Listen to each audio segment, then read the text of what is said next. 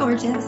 Welcome to the 5th season of the Hormone Puzzle Podcast. I'm your host, Dr. Kayla Smith, a holistic and integrative doctor specializing in fertility and hormone health. If you're looking for insights into hormones, fertility, and all things related, you've come to the right place. Tune in weekly as we record amazing experts in the field of women's health, breaking down those hormone walls, nerding out on nutrition, and having way too much fun.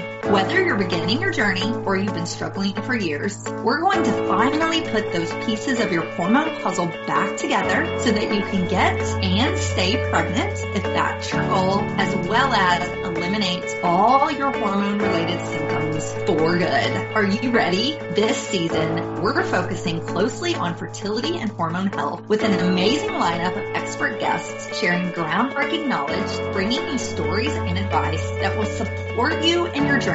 We're here to lift your spirits, give you a virtual hug, inspiration, empower you, and we want you to take charge of your fertility and your health. Thank you all so much for tuning in and being amazing listeners. So now, let's get started on your road to transformation. Let's start putting those pieces of your hormone puzzle back together one step at a time. On today's show, we have Dr. Aviva Romm.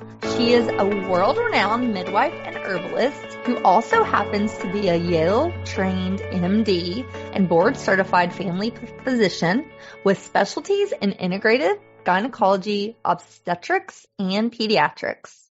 A longtime home birth pioneer and birth activist, Dr. Romm is keenly committed to patient empowerment and addressing health inequity, racism, sexism, and other biases in medicine, particularly in women's and maternal health. She is the author of the textbook, Botanical Medicine for Women's Health, and her latest book, Hormone Intelligence, an instant New York Times bestseller, explores the intersection of the world we live in and women's hormones and health, inviting women into a whole new conversation about our hormones, their bodies, and health.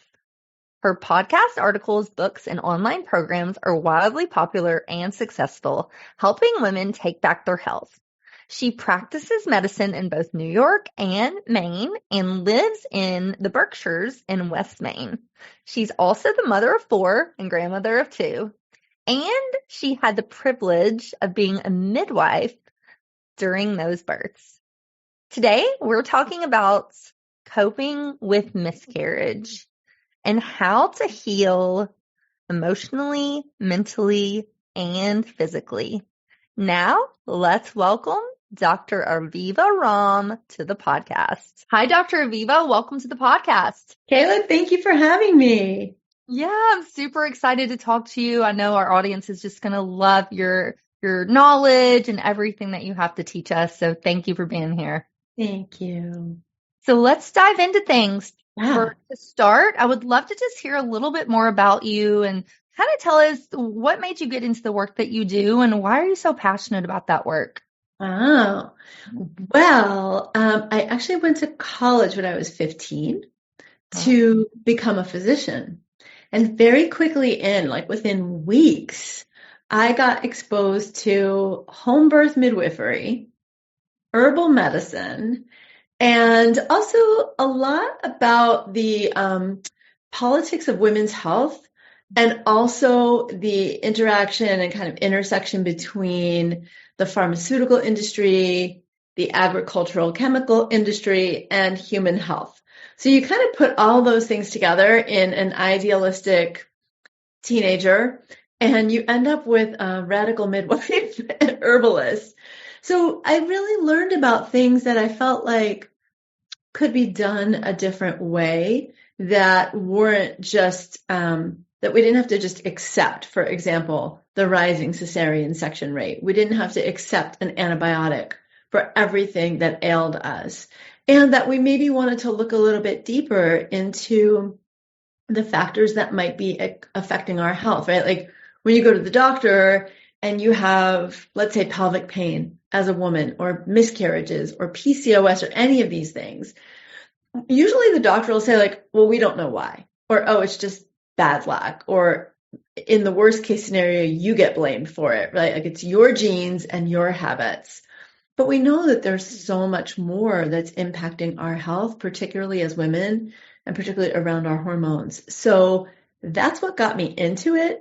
I would say what keeps me passionate about it is the stories that I hear from women day after day after day. Sometimes they're really difficult stories that just sometimes make me angry or just keep me really motivated to make a change. And sometimes they're really triumphant. And sometimes they're triumphant. A woman's been trying to get pregnant for years and she tries my protocol that she finds online and it kind of does a DIY fertility care plan after trying all the things with IVF and other forms of fertility treatment that weren't working for her, and then she's pregnant. So it's all those million little interactions that really keep it important and front and center for me to keep doing this work.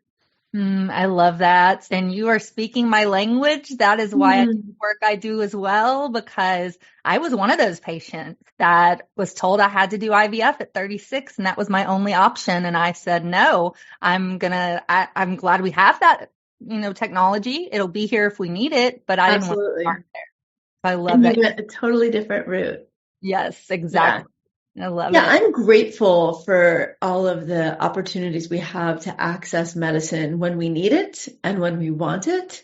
And I think we forget that there are other options that we can take along the way that may be just as effective and are usually safer.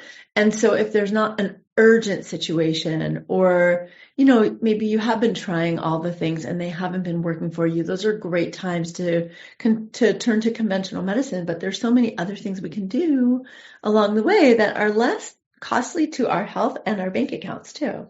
For sure. So today we're going to talk about miscarriage and coping with miscarriage. We're launching this episode during Miscarriage Awareness Month. So I feel like this topic isn't talked about enough. It's so painful. And I just feel there needs to be some more education around it to really support the ladies that are going through this or who have gone through it. So yeah, it's definitely an area that I hear so many. I wrote my pregnancy book. It came out in like 1992 or 94. It was a long time ago. And I still hear from women who say that was the only touchstone of information that I had about miscarriage and the only touchstone of like what I could do. But also I hear stories from women who are just mistreated in the emergency department or gynecologist's office, or told things like, oh, don't worry, it's not a big deal, or, oh, you can have another baby. And there's just this huge information gap, but also this huge support gap. So I'm so excited to talk with you about this topic today. And hopefully women who are hearing it and maybe partners who are hearing it feel less alone and also like it's not their fault. Because as women, I feel like one of the things that we always ask ourselves is like, what should I have done differently or what's wrong with me? For sure. So let's talk about the statistics of miscarriage, if you will, for just a second. How common is this? It's really common. So as many as 25% of pregnancies may end in a miscarriage or more. A lot of times we don't think of the rates that high because it happens before we even realize it. But at least 1 in 10 known pregnancies and more often end in a miscarriage. So a woman is aware that she's pregnant. She's either had a positive pregnancy test or missed a couple of period or a couple of periods and has symptoms, and then she has a loss. Yeah. And what are some of the signs and symptoms that we might find? What can we look for to say, okay, this might be what this is? Yeah. So it can happen just kind of unprecedented by any symptoms. Someone starts cramping and starts bleeding and then they go on to miscarry. That's very common. That can last for hours or days leading up to the actual end of the pregnancy and the uterus emptying itself. Sometimes a woman has pregnancy symptoms. She may notice that she has breast tenderness, nausea, frequent urination, all those first trimester kind of symptoms. And then all of a sudden she doesn't feel like she's pregnant anymore. Now, I want to just give a caveat. Somebody can have some first trimester cramping and not be miscarrying. You can have some spotting and not be miscarrying. And you can stop having pregnancy symptoms even when you had them and not be miscarrying. So I know it's like, oh my God, is that happening to me? But also there's something called, so just to clarify, in medical terms, the word abortion means a pregnancy loss. It doesn't mean something you do intentionally. So in obstetrics terms, there can be something called a missed abortion, meaning that the pregnancy has terminated, the baby has passed, is not growing anymore. If you were to check, a heartbeat couldn't be detected on ultrasound, but there aren't necessarily any symptoms, and those are often picked up on a prenatal ultrasound. And that's a scary thing to hear. So again, if you're pregnant, don't get all freaked out. Most pregnancies do go just fine all the way to term. But that can happen. And so in that case, often there's a watch and wait period until contractions start or some spotting starts. And in some cases, a woman may choose to have a D&C or use medications, the similar ones that are used to medication abortion to get things going. Or she may choose to wait and watch if everything is medically okay and she feels comfortable waiting and watching. Because it's emotional. Not everybody wants to wait and watch. Sometimes people just I just want this done with. And I'm so glad you said that about, some of the symptoms can look like it's a miscarriage, but not. I have so many patients will email us and text us and, they're freaking out because they're having some of those symptoms. And I always just say, take a breath. Yeah, it's hard. It happened to me with my second pregnancy. It was like a very much wanted pregnancy. And I started having spotting and it went away after a few days and then it came back a few days later. And that pregnancy was just perfectly healthy and perfectly fine. And that baby is a grown adult of 36 years old now. But yeah, it was scary. And it really makes you reckon with the loss, even if the loss doesn't happen. And then, of course, for women who have had a prior loss, any of those symptoms can just be so anxiety provoking and even a little bit traumatic to go through. But it doesn't mean you're going to miscarry a second time. Sorry, my mic is slipping. I have no idea what's going on. But keep talking. But no, I was going to say the same. I had the exact same experience with both of my boys. And, I was in my late 30s, early 40s, and any bleeding, especially when you have infertility, is just, I'm freaking out. But both of those children are healthy births and healthy babies, and they're 10 and 8. And so I can and really. There are a lot of reasons that you can have spotting, for example. One of the things I always ask mamas, because I'm still seeing pregnant people, is, did you have sex last night or yesterday or this morning? Are you dehydrated? And it's also important to look out for urinary tract infections because those can be a cause of spotting. And they can actually also be a cause of miscarriage. So if you are having spotting, definitely reach out to your OB, your family doctor, your midwife, whoever provides your prenatal care, even if you haven't started, because it can be reassuring just to find out that everything's okay, or at least know that somebody's checking in on you and you have someone to call should things change or progress to a miscarriage. For sure. And I've also noticed in my practice, sometimes it's even stress related. Somebody's pushing themselves too hard. I had a patient recently that went hiking like this huge mountain. And I'm like, don't do that. Oh. And then she was spotting and freaking out because she had. Yeah, I mean, I definitely recommend if you have previously done strenuous activities, as long as they're pregnancy safe. Like I don't recommend skydiving or horseback jumping while you're pregnant, but you can generally continue and even be significantly athletic. But certainly if you're pushing yourself, you're not staying hydrated, if you're trying something beyond what you've done before, maybe not the best idea while you're pregnant. But most of us have stress, and most women don't miscarry because of stress, but certainly intense levels of stress like famine, war, significant trauma can cause pregnancy loss. So it's something to be aware of. And I think it's so important to remember none of it's our fault. Like we're not doing anything wrong. There's nothing wrong with you. It's just really common that pregnancies don't always take. And it's heartbreaking a lot of times.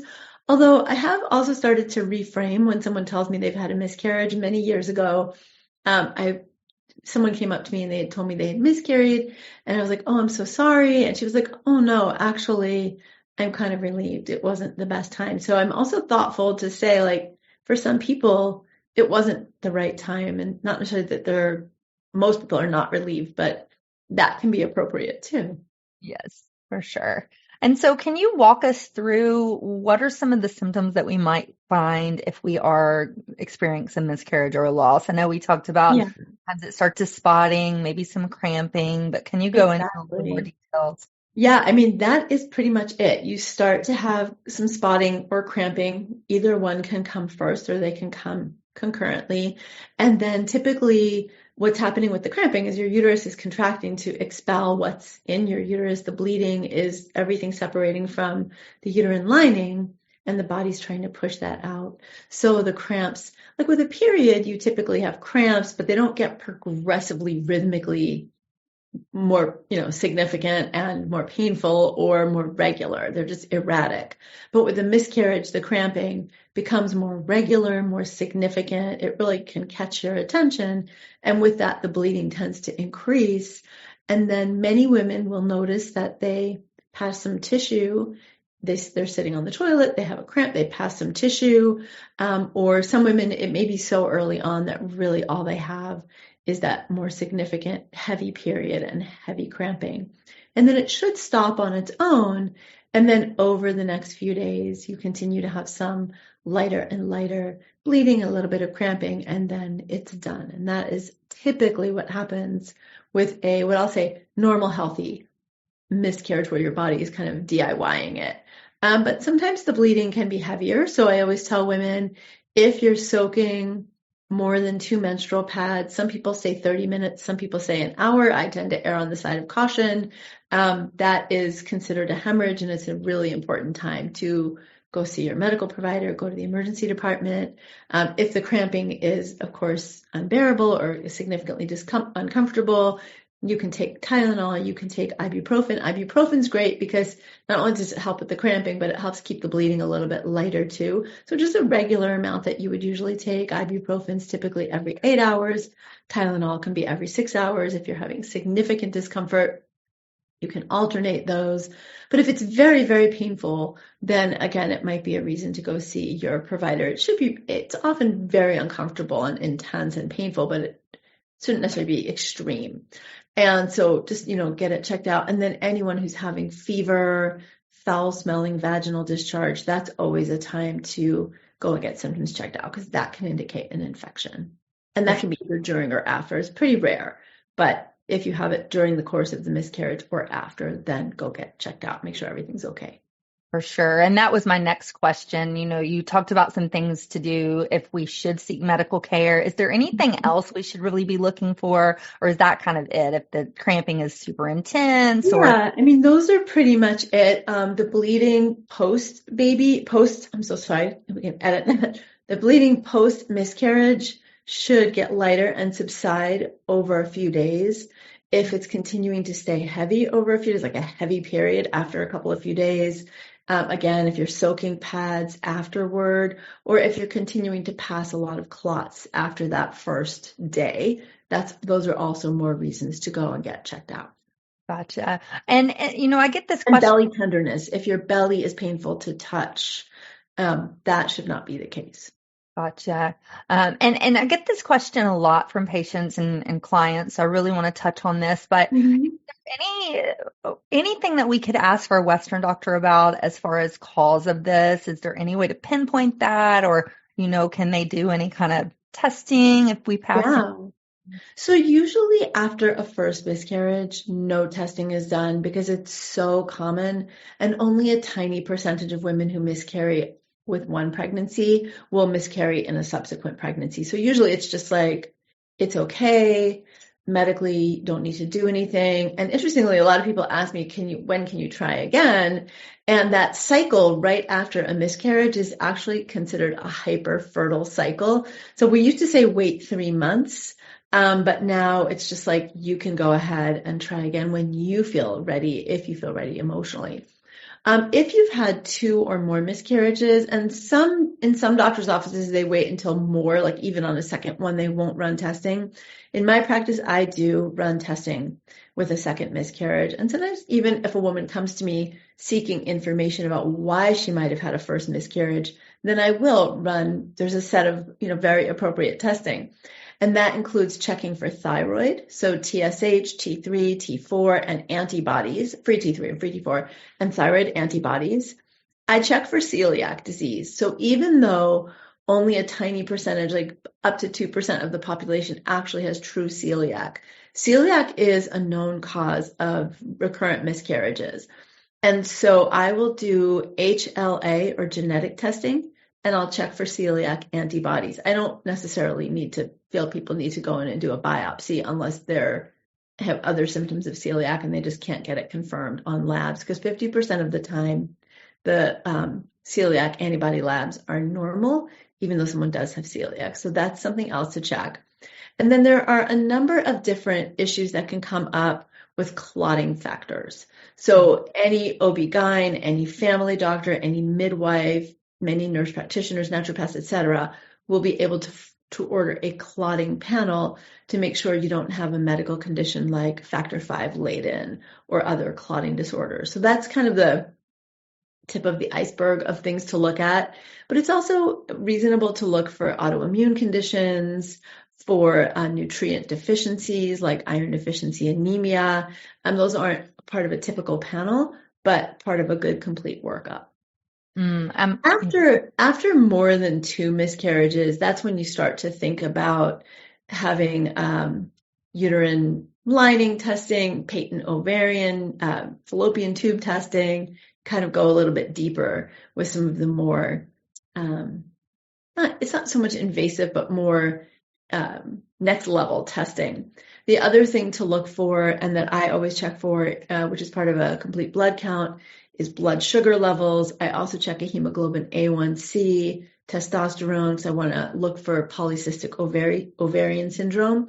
And I also rule out by examination and my intake questions the possibility of PCOS and also endometriosis, because those are both associated with increased risk of miscarriage.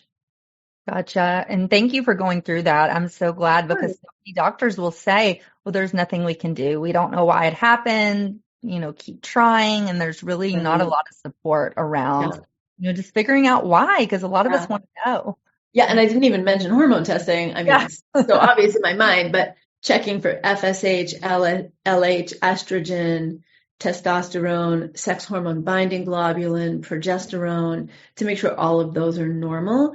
And sometimes it's so easy to forget, but just make sure you're ovulating, right? Somebody could not have ovulatory cycles. So getting a basal body temperature can be a really great way to check. And then also checking progesterone in the luteal phase, the second half of the cycle, helps confirm that.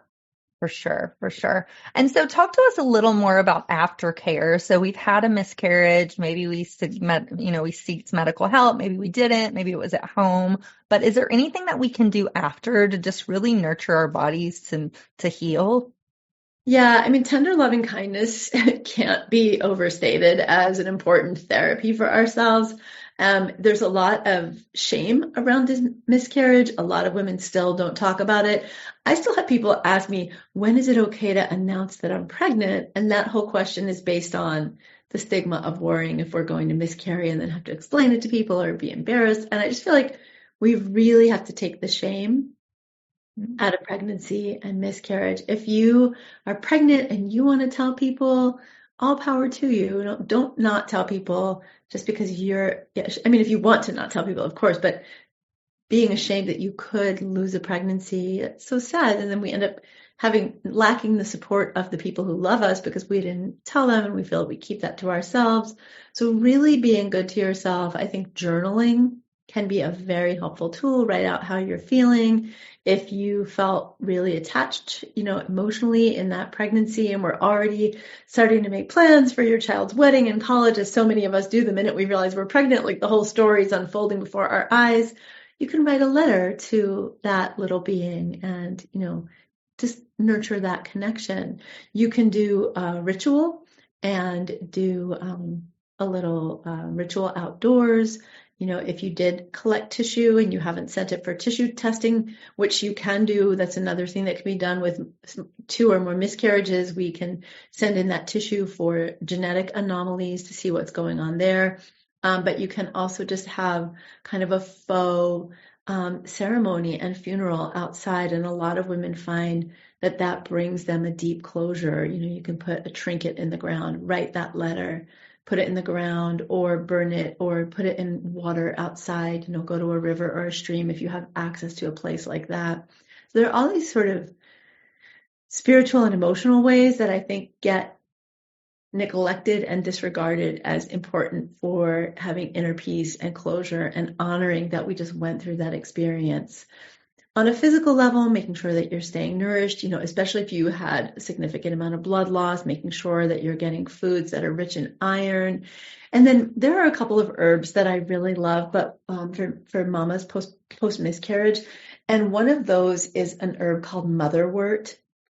And motherwort is an herb that has classically been used for anxiety, distress, kind of when you need that heart healing, but it's also a uterine tonic. So it helps contract the uterus, which means it's also helping to expel any remaining uterine lining, which is what's causing that bleeding for the first few days after.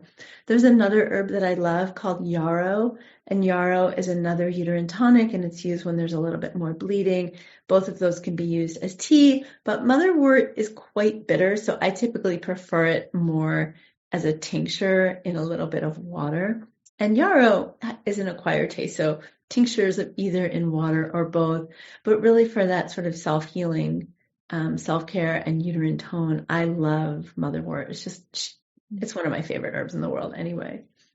Same. I love motherwort as well. And I just think herbs are just beautiful and just so, medicinal, but also just I feel called to them. So I love that. And get a massage, nurture yourself with a beautiful shower with some essential oils, and just eat well, hydrate. And if you've been taking a prenatal vitamin, go ahead and keep taking it, especially if you're planning to conceive again, which again, it's up to you when you're ready, but you can even in that first cycle or two after. It's totally safe. For sure. For sure. I love that. Well, we're going to take a quick break. We're going to hear a word from our sponsors. We're going to come back and talk practical tips for healing from a miscarriage. We're going to talk about your latest book and more when we come back. Hey y'all, it's Dr. Kayla here. I hope you are loving this episode as much as I am. We will be back shortly, but first, let's hear a word from our amazing sponsor. Trust me, it's something you'll definitely want to hear, especially if you're passionate about fertility and hormone health. Did you know we have our exclusive herbal tea crafted especially for fertility, hormones, and reproductive health? This isn't just any tea. It's a nurturing blend of 5 potent herbs, each chosen for their unique ability to support fertility and hormone balance. Imagine the benefits of red raspberry, nettles, calming chamomile, antioxidant-rich green tea, white peony, and the delightful rooibos vanilla, all in one soothing cup. This delicious, nutritious tea is perfect for starting your morning or relaxing in the evening. So why wait? Head on over to our website, www.hormonepuzzlesociety.com/fertility-tea to support your fertility journey in the most natural and enjoyable way. Now let's get back to our insightful episode and continue our hormone puzzle journey together. Hey, Aviva, welcome back. I'm so glad to be back with you. So I know we talked a little about this in the first half, but if you would summarize or even give us some new tips, just some things that we can be thinking about if we're going to start to heal from miscarriage or pregnancy loss. Yeah. So number 1, be good to yourself. Be really kind to yourself. Know that this is not your fault, nothing you did wrong, and be really, really gentle with yourself. Give yourself time to heal because you just went through a loss, and many women feel really emotionally shaken by this, and that's natural. So if you need time off from work and can get that, or time to just have some introspective time, that's great. If you want to do a ceremony or some kind of ritual or experience to create closure for yourself, whether that's journaling or something actually like outside and beautiful, that can be really healing. Use things like warm baths, hot water bottles, or heating pads for discomfort. Feel free to use things like ibuprofen or Tylenol if you're uncomfortable. And you can also lean into herbs like like motherwort or yarrow as uterine tonics. And motherwort has that beautiful heart healing, nourishing, calming quality to it. We think of red raspberry leaf for pregnancy, but you can actually use it as a uterine tonic after you've had a pregnancy loss too. And then think long term. Some women, they are just, snapped right back to their regular hormone cycles and they have their next period and things just kind of are smooth sailing. But some women do find that it can take months for their hormones to kind of get back to a prior rhythm. And that can be totally normal too. So give yourself a little bit of time. And then as we talked about, if you do want to get pregnant and you do have that next cycle, that's also a safe time to get pregnant. If you have a lot of unanswered questions and you're like, why did this happen? And you do want medical answers, you can go to your primary care provider, your OB-GYN, your midwife, your nurse practitioner, and say, hey, I know it's just, first miscarriage and tests aren't usually run, but I would really like to dig a little deeper. And certainly if it's a second or subsequent miscarriage, that is absolutely appropriate and should be offered to you.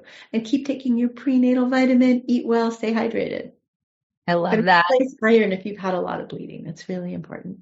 For sure. And I love that you said that about the ritual. I had a patient one time that planted a tree for their loss and the tree blossomed. And every time they looked at it, they would just remember and honor that soul. So I love that. Yeah, I feel it's so important. Every woman kind of connects to her pregnancy differently, right? So for some women, a loss is more emotionally devastating than for other women. Everyone just responds differently. But once you're pregnant, you have entered the journey of becoming a mom. And that is not usually acknowledged. It's not usually acknowledged that somebody actually had a loss. And maybe that was loss of a baby that was only formed to a few cells, right? Physically.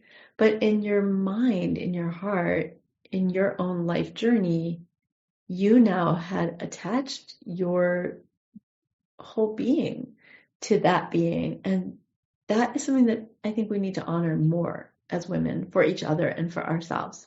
If you didn't feel that way, that's okay too. It's not like some prerequisite for good mothering to have that sense of attachment, but a lot of women do, and we don't honor that.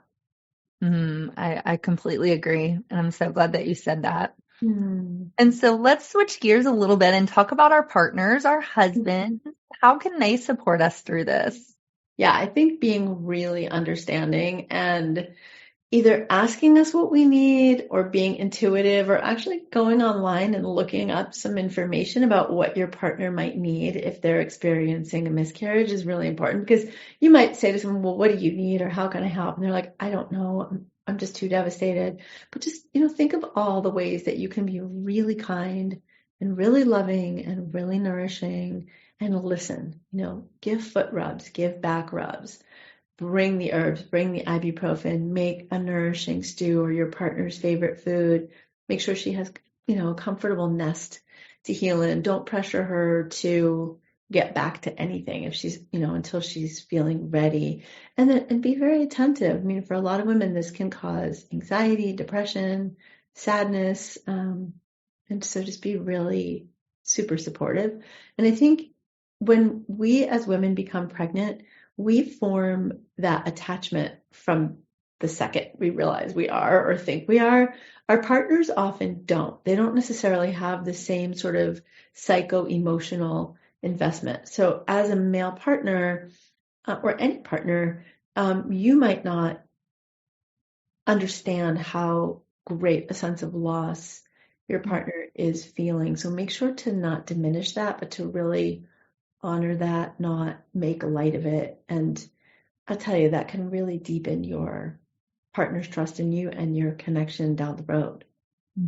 For sure. For sure. And I think I love that you said communication. I think that's super important, but also just leaning on each other and, kind of supporting both of you in this, and, cause it's happened, even though it's it's really happened to the woman and her body, but it's happened to both of you. So kind of honoring that and leaning into each other together.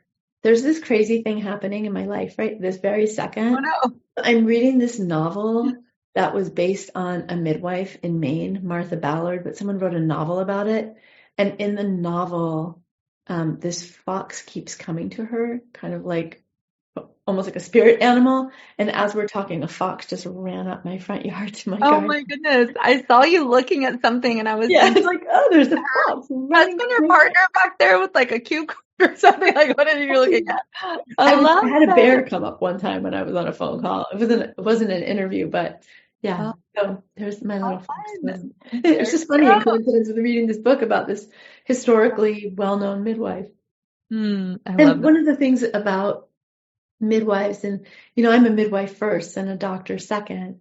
And as a midwife, we've always held space for all of the things that women go through in our lives, our sexual lives, our reproductive lives. And so for me, there's just no shame in pregnancy loss. And I just wish for all women to have a healing, nurturing space around them should they go through that. Somebody who really holds that space for you. I agree. So let's talk about your latest book, Hormone Intelligence. Tell us about that.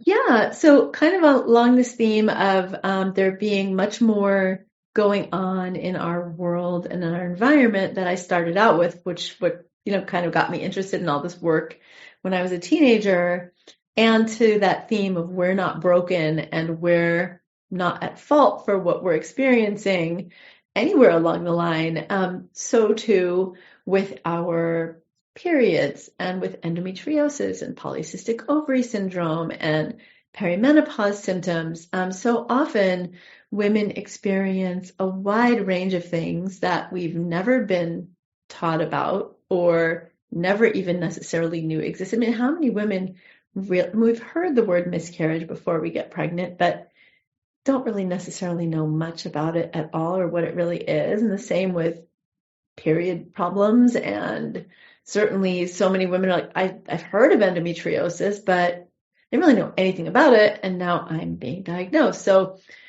hormone intelligence is a number of things. The concept of hormone intelligence is that we each have within us this innate ancient blueprint, that our hormones are still working, in cycles around that have been impacting women since the dawn of time.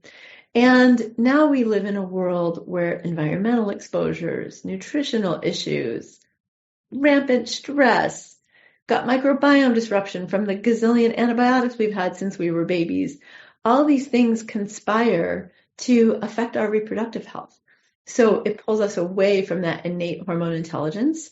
So hormone intelligence also means reconnecting intentionally with that innate wisdom and all the things that we can do to support our hormones to be as healthy messengers as they possibly can and keep us feeling more rhythmic and more comfortable in our bodies. But also women, on average, a woman will go 7 to 10 years going to doctors, reporting symptoms that are symptoms of endometriosis without a diagnosis.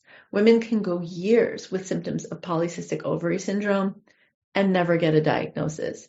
And not only are they dealing with the discomfort of those symptoms and possibly the issues around getting pregnant, staying pregnant, but those issues can have lifelong consequences. So endometriosis, when it's not treated, can cause scarring and other problems in the reproductive organs. Polycystic ovary syndrome, when it's not treated, it's a form of metabolic dysfunction. So women are at higher risk later when they do get pregnant of developing gestational diabetes or later on in life developing diabetes. And yet women go undiagnosed. So a big piece of the book is it starts out helping you understand your hormones and your cycles when everything is going well. And then it helps you self-assess what's going on. Is this possibly a problem with my estrogen, my progesterone? Is it possibly polycystic ovary syndrome, endometriosis, etc.? Then there's a whole core plan that all of us as women can benefit from to either keep our hormones healthy or get our hormones healthy. And then there are also targeted protocols for all of the things that I've talked about: fertility, endometriosis, PCOS, period pain, heavy periods, perimenopause symptoms, and more. Oh, amazing. Lots of good recipes too. Oh, wow. I can't wait to read it. It sounds incredible. So thank you for writing that. It's such a great resource. I love that. Well, Aviva, it's been amazing having you here. I've just loved this conversation. And again, I think it's going to help a lot of our listeners and just women around the world that need this education. So thank you so much for being here. Oh my gosh, thank you for having me. Thank you everyone for listening. And I just wish you ease in your bodies and beautiful pregnancies without loss, but a lot of self-love if you do go through something that so many women do go through. For sure, for sure. And a few more things before we close out. If you're open to this, I would love for our audience just to get to know you personally with a little game I like to play. Are you open to that? I'm open. Go. Awesome. So I'm just going to ask you a series of questions. I want you to say the first thing that comes to your mind. Okay. Right. Favorite food? Tacos. Least favorite food? Organ meats. Favorite hobby? Gardening. One thing you're scared of? Ooh. One thing I'm scared of. Okay, I heard a really weird story of a woman having a rattlesnake in her toilet, and every now and then, if I go pee in the dark in the middle of the night, I live way out in the country and I have a septic system, I do occasionally have that thought. So I pop the light on. Such a weird, I don't think I've ever said that out loud. We live in the city and I have the same thoughts. It's like a scare. Everybody's has this. Yeah, so it happened. My husband actually read an article about it in the paper and told me about it. And I was like, oh my God, I actually know a woman, an OBGYN that happened to her mom, but it was in an outhouse, not in their toilet, but still. Right. And then something or someone that you love. Oh my gosh, my children, my partner, my besties. Yeah. And then favorite quote. I have two actually. Well, no, I have three. Okay, I'm just going to say there's one. It's a Michael Jordan quote, and I never memorized the whole thing, but it's about how many hoops he's dunked, but then also how many he's missed. So just this idea that there is no failure. One is that this is by Rumi, whatever you're seeking is also seeking you. That is one of my favorite. Whatever you're seeking is also seeking you. And then there's a Georgia O'Keeffe quote, which is, I've been scared of things every single day of my life, but I've never let them stop me from doing anything. Oh, I love that one. It's so good. All right, I couldn't pick just one because they're all equally. I love it. Oh, amazing. Well, Aviva, thank you again. Tell everybody where they can find you and learn more about your work and get your book. Where can we do that? Yeah, so you can find me at avivaromm.com on my website. You can come hang out with me at Dr. Aviva on Instagram. That's really me hanging out in there. And you get my book wherever you love getting books. So Amazon, your local bookseller, all the good places. Amazing. I love it. And I can't wait to get my copy. Like I said, I'm going to Amazon right after this show and ordering one up. So I love it. Girl, send me your address. I'll get you one. You don't have to do that. Just email me your address and I will send you one right away. Amazing. I love it. Well, any final thoughts? You already gave us a lot of great, pieces of hope, but anything else you want to leave us with? Oh my gosh. I would say if you have had a miscarriage, and you go to any provider and they dismiss you in any way, like, oh, it wasn't a big deal. Oh, you can have another baby. And you're like feeling that, grief in your heart. Don't let yourself be dismissed by anyone and know your own truth and keep that shield spinning and that self-love happening. But also, if you're not getting answers from a provider, you have the right and the freedom to look for answers elsewhere. So, be empowered to do that for yourself. Amazing. Oh, I love it. Well, thank you again.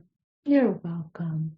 And thank you for listening to the Hormone Puzzle Podcast. We'll see you in the next episode. Bye for now. Hey, hang on a second before you go. I've got some fantastic free resources waiting for you over at our website. You can find that at www.hormonepuzzlesociety.com. You'll find everything from a fertility meal plan, a cycle optimizing quick start guide, even a pregnancy meal plan. Plus, there's masterclasses and blog posts from myself and leading experts in the fields of fertility, hormones, and nutrition, all designed to support you on your journey. And I wish there had been something like this when I was going through my 2 years of unexplained infertility, but there just wasn't.